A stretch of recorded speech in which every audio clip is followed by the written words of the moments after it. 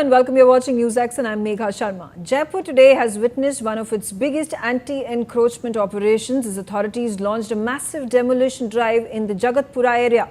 There were more than 50 allegedly illegal structures that were razed to clear encroachments along the railway corridor and facilitate road widening work.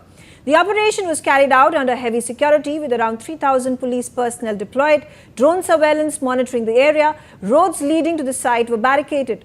Authorities also suspended mobile internet, bulk SMS services and internet-based messaging apps as a precautionary measure. Officials said that the drive targeted structures obstructing public infrastructure projects, including religious structures and shops. Power supply in parts of area was temporarily disrupted, while exemptions were provided for essential government and emergency services. The demolition drive has once again sparked debate over encroachment, urban planning and the balance between development and rehabilitation. Let's open up this conversation. Joining me on the telecast is Dilip Churi. And Dilip, let's hear it from you with regards to the shocking lengths our law and order agencies have to go to just to ensure that the right thing is being done. These areas, these roads were being encroached by these structures that have been built. There have been notices after notices that have been issued to these owners, to these people who have built these structures. They were not acting on it. There have been warnings that have been issued. They have not heeded to it. And finally, when an act such as this is conducted by the anti-encroachment authorities, these people raise the issue talking about religious sentiments and talking about threat of communal violence, but clearly it isn't so. This is a situation where encroachment mafia is openly functioning and the hands of the government, of the law and order agencies are tied at the behest of hurting religious sentiment of the people. You know, my reading is that this is not about religious sentiment. And the more important thing is that is about corruption. What were the exact same agencies doing for last several years, allowing the structure not only come up, but also multiply? My anxiety is that we are leading urban chaos in more and more cities simply because the fact that urban authorities are notoriously corrupt and are able to make continuous instruments from encroachments of their historic. Dilip, I'll have to interrupt you. There seems to be a network problem and we'll try to fix that. I'll come back to you. Let me also get in Himanshu Bhatt into the conversation. Himanshu, the situation is so sad and I'd just like to quote this MLA from Congress from Rajasthan, Rafiq Khan. This is how he's reacted. You know, just sort of, fueling the fire where there is none. He said, what was the urgency of the anti-encroachment exercise? He says the matter involving places of worship should be handled through consensus and consultation. Now, this matter has been pending for years together. I would like to remind once again to our viewers that there have been notices after notices that have been issued and these deadlines have elapsed multiple times, after which the stringent action had to be taken by the law and order agencies, by the anti-encroachment authorities in Rajasthan. So, do you think politicians also end up playing a role in inciting these communally charged activities where they should instead be coming out and spreading the message of peace and standing with what is right? Politicians only spread this message of communal disturbances. See, Jaipur Development Authority has given notice after notice, as you said, and there were 5 religious structures. 2 of them were of a majority community. They vacated it, they said, okay, demolition. 2 of them were of peacefuls, and they were objecting to that. And the 5th one belonged to a minority community, very little small minority, and they also did not object. I'm not referring to the religion for obvious reasons. See, what happens here is, when one side does not heed to the law, and these politicians provide them fuel and fire. This is where the problems come. Why is it that, when a demolition is taking place, and that also illegal encroachment demolition is taking place, why do you need 3,000 force? Huge force of 3,000 people. But you need them because these people, the fire, is lighted by these politicians. I'm not blaming any one particular, but we have seen this happening in a city after city. Wherever there is an illegal encroachment, it belongs to one community, everyone knows. Suddenly on a railway platform, a mazar comes up. How? Overnight. And then they say, hey, this is a religious structure, you don't have the word sentiment. This is what has been happening. Okay. And so when illegal encroachments are removed, you require a security. Okay, all right. Dilip, also, thank you for coming back into the conversation. And do you think this is appalling that there is an anti-encroachment drive that is taking place? You require 3,000 of your security personnel to be deployed. You are going to shut down the internet and SMS services. You are going to shut down electricity. I mean, it's akin to actually fighting a war.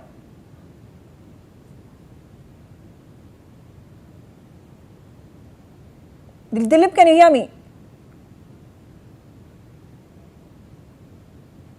Okay, fine. So I think that this whole war situation is created, as I said, because of a history of rampant eyes staying shut. Eyes wide shut is the situation at the moment. It is not just about one community. The fact that you have to do this in city after city, in place after place, time and again, shows that the nexus between politicians who own many of these structures and civic authorities has got to such an extent that today India's urban order, not law and order, but just the order and the civic amenities are being held hostage. And that is the dangerous thing, because India is fast urbanizing.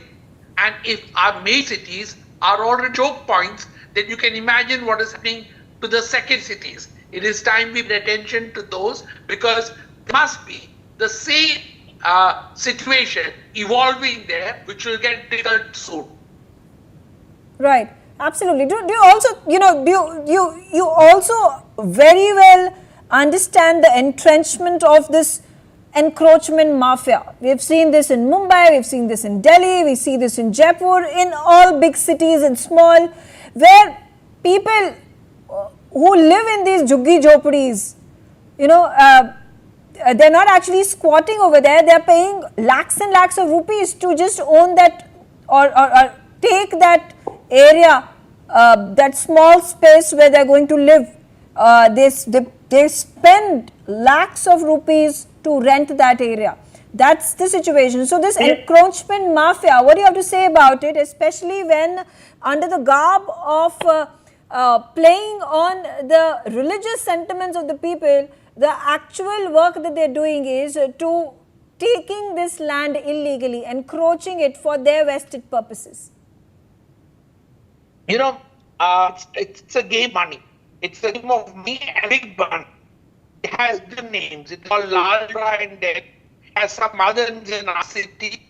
And all of it has to do with victimization of the poor, and then massive political pockets are created of the poor and those who make their lives seeing these places. Essentially happen is that this mafia is playing with the lives of common citizens who are the backbone of our urban centers. They provide the services, they provide the cheap labor for many of the things, and without them, our cities would begin to choke off. Absolutely, absolutely. Let me also get in. Vineet Jindal, Dilip, we're still facing connectivity issues, and we will try to fix that. in just a short while. But Vineet Jindal is also on the telecast with me. Vineet, what does the law say over here? And what are these comments that these, irresponsible politicians make, talking about how there needs to be quote-unquote consultation and consensus that needs to be required from the public when it comes to these religious structures, where decisions are taken to destroy these religious structures, demolish these religious structures. He goes about saying, oh, what was the need for so much rush and urgency? More time could have been given. But there has been ample time given. I mean, are we going to hold development and urbanization of a city hostage for the sake of these, these encroachment mafia who utilize these, again I am saying, utilize these same religious sentiments, because they know, they understand very well that if you do something like that in any part of India, it is going to cause a huge row. It is going to cause a possibility of riots, a possibility of violence, and that seems to be the way they thrive in a situation such as this. Look, there is the Jaipur Development Authority Act is in play when we are talking about this demolition. So as per that act, section 31 and 32 give the right for the authorities to demolish any illegal construction.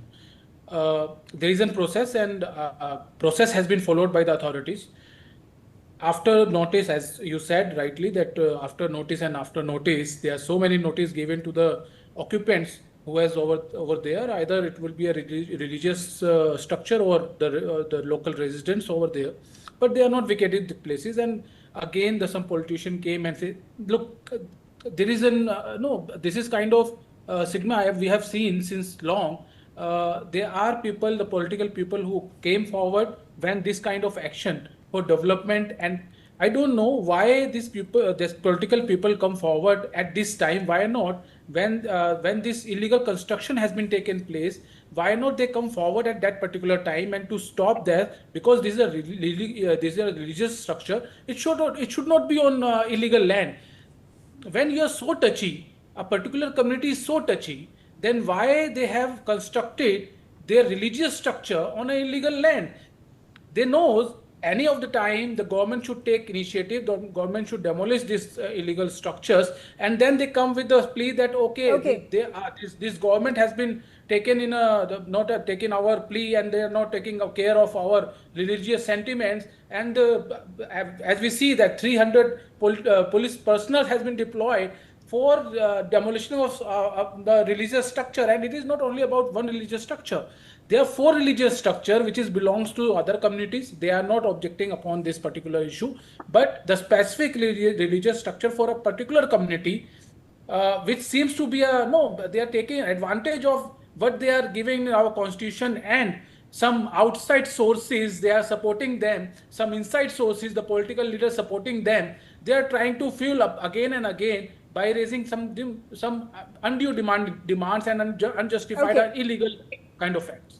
Okay, all right. Let me also get in my 4th guest into the conversation. I'm being joined by Ellen Rao. Ellen Rao, how do you view the situation, and do you think the law and order agencies were right in bringing about all these measures of tight security, police personnel to the tune of 3,000, internet has been shut?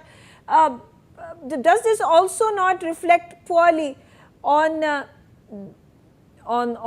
country, on the region, on the government, keeping in mind the smallest of the things have to just bring, for smallest of the things, for the most basic of the situations, you have to just bring in all your forces together, stop life, and inconvenience the people. Good evening, Megha. This is really, in this matter, I think the police has not so much role to play, because civic authorities, whenever they require for the assistance of police, they write a letter to the police, and then if some demolition is there, to keep that law and order situation under control, then the police forces are deployed. here in this matter, I think that 3,000 police personnel, as stated by you and your reporter, then 3,000 police personnel are deployed because of there may be some intelligence input with the police that there may be some big land order problem. That's why 3,000 people have been deployed so that there should demolition should be peaceful or there should not be any problem for that.